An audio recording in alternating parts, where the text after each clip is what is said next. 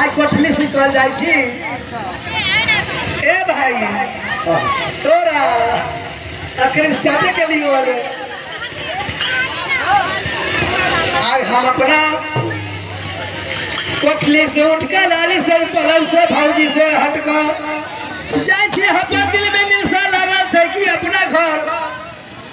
आंगन दुआर बटोरबै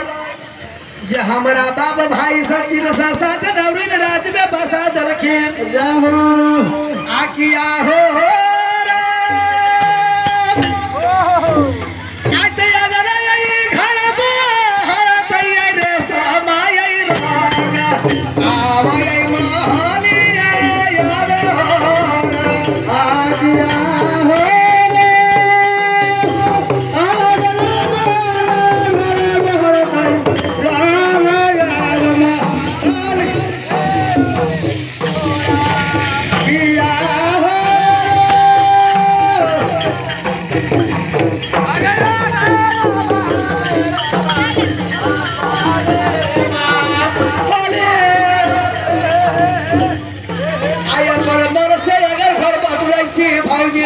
सुतल छै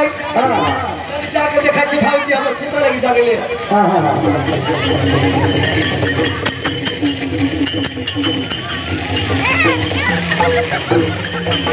बापरे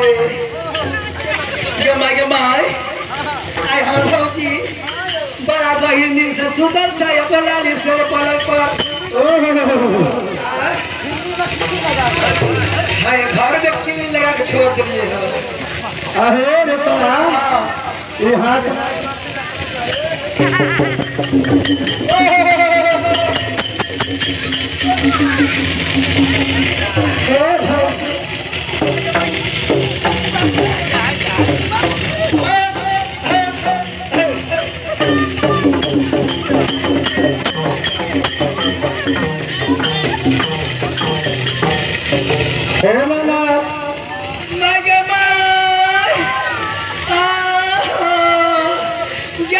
टूरी के बेटी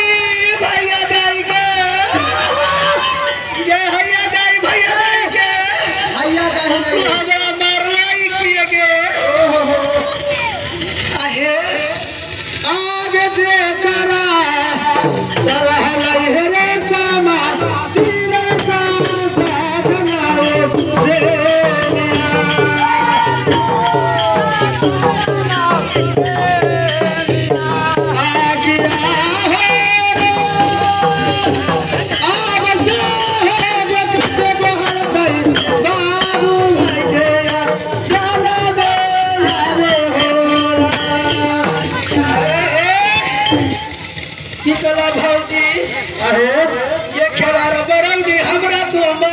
चोटा छोड़ा दिल हो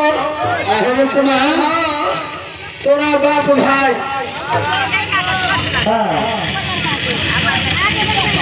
किनका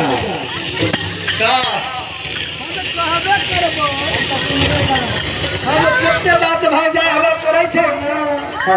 हम तो तोरे कर तू ही गवाई रहियो खराब होते तो हम जरूर बता दियो बता दो बोल मेरे ना याद रखना। अच्छा भाऊजी तू आई हमारा घर कटोर लिए हमें तो तू बरनी छिड़का 2-4 बरनी हमरा खींच लो का कमाई चाहो ना हम घर के बेटी छियै जे हमर पिता के नाम राम जी सिंह कहै छै आ भैया हम कब चल रहा है आजा बसी हे जाई दे भौजी भैया के सब हाल मिल के बतिया कह देबो भौजी हे दिन में तोरा मार पीट के अपन राज भेज दे तू भौजी बोलो ना आके आहो